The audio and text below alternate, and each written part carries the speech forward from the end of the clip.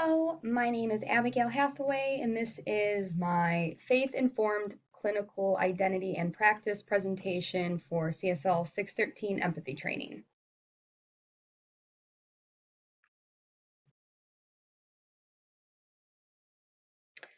So this presentation is going to cover content on empathy in the New Testament, biblical examples of great empathy and lack of empathy, job learning about empathy, how faith impacts empathy, and neuroscience and empathy.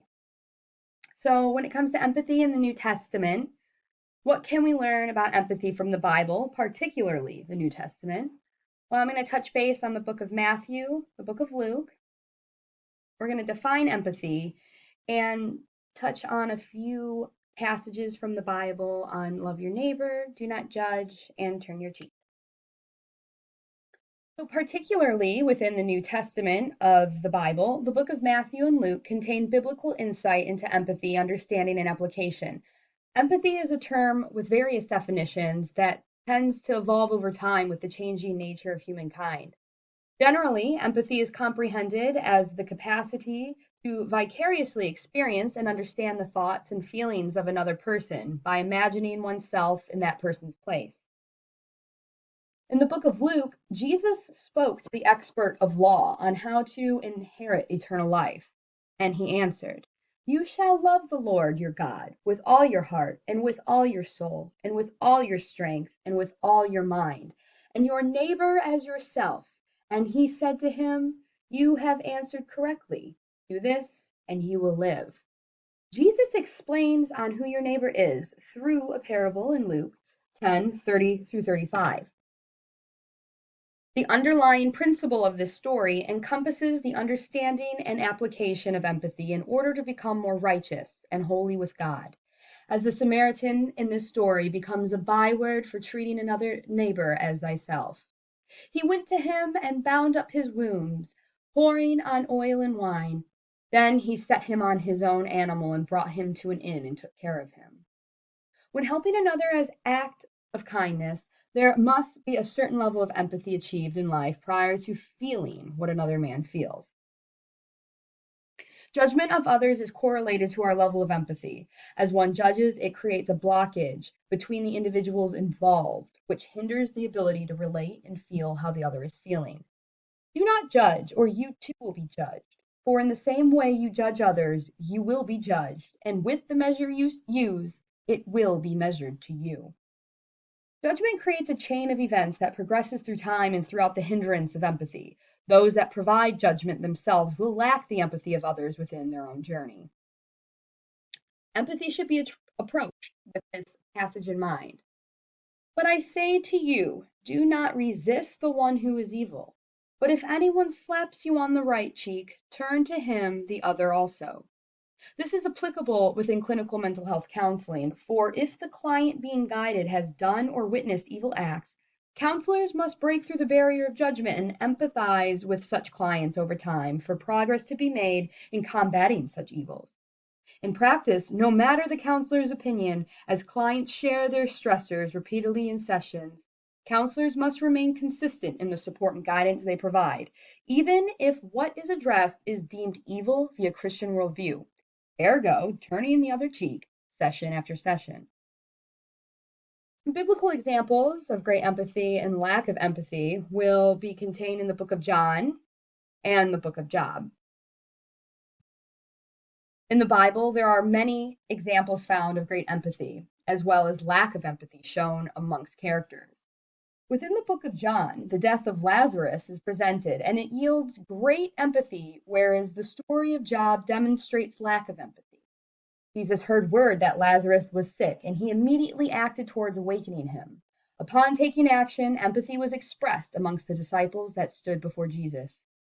So Thomas, called the twin, said to his fellow disciples, "Let us also go, that we may die with him." To speak of dying with Lazarus demonstrates the empathetic response of feeling another's pain for the loss of life. Lack of empathy is displayed within the book of Job during the story of Job and his three friends. During Job's redemption process, his three friends come to his side and join him while he sat for 7 days and 7 nights, staring in silence, contemplating the presence of God. The moment he spoke gave permission for the three to give input, expressing their opinions regarding his current state. This provided new insight for the importance of empathy, for Job began to fall through their words as they were against how Job felt, not for what he was feeling. One by one, they gave input in an attempt to persuade Job into a changed view, but he would not see anything other than what he felt was true. How long will you torment me and break me in pieces with words? These 10 times you have cast reproach upon me. Are you not ashamed to wrong me? So through Job, we can learn about empathy.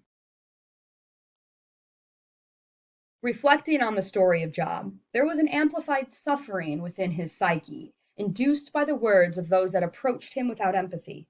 Once the Lord intervened, Job became redeemed. If only there were someone to mediate between us, someone to bring us together, someone to remove God's rod from me, so that his terror would frighten me no more. The lack of empathy displayed in the book of Job provides an example for how strong the desire and need for empathy is in order to feel understood and supported in times of sorrow. As a counselor to client stressors, there is a deep need for empathy in order to aid in clientele progress towards improved mental health. Of all who approached Job, it became argumentative in nature, for it was more harming to Job's psyche to refute with opinion rather than accept and support his point of view.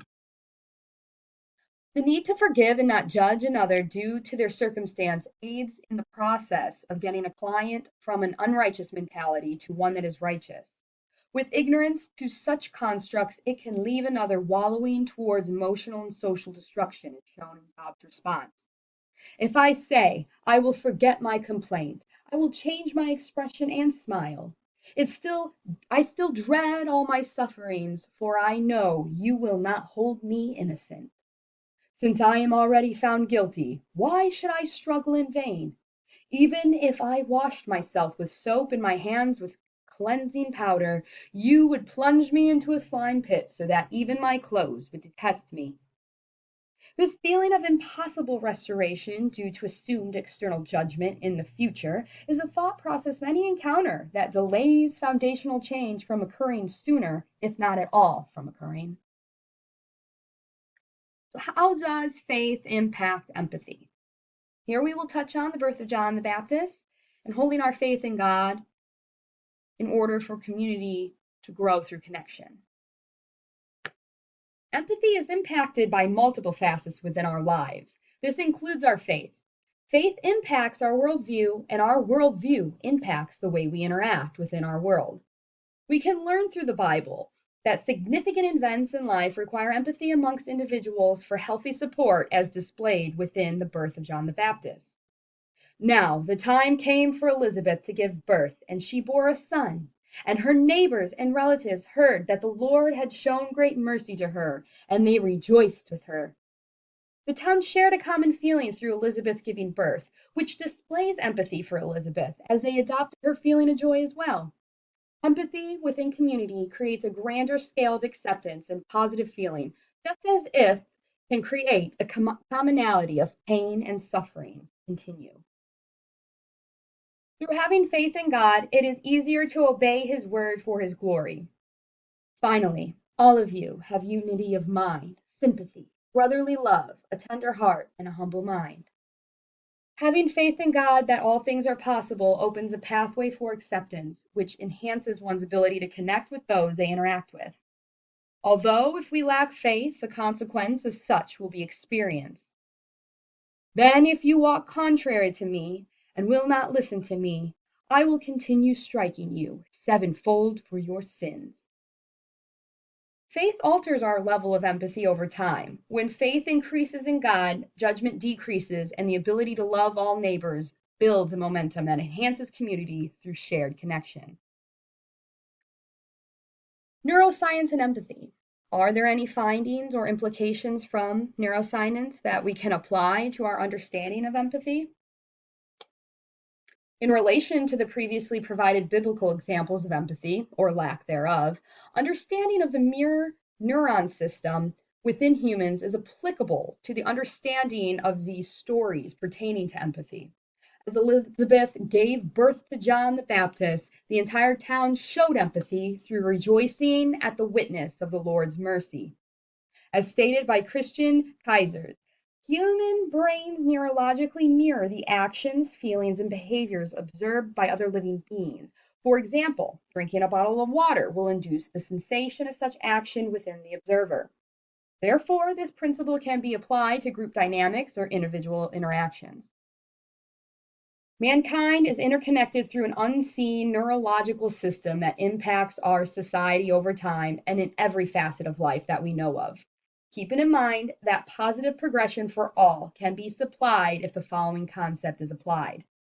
Do nothing out of selfish ambition or vain conceit. Rather, in humility, value others above yourselves, not looking to your own interests, but each of you to the interests of others. This mirror neuron system is important to understand as counselors can guide clientele through the teachings of Jesus Christ with their own behaviors as an example for them to observe and then neurologically mirror to build new neural pathways. Here are my references for my slideshow, and it is the end. Thank you all for watching.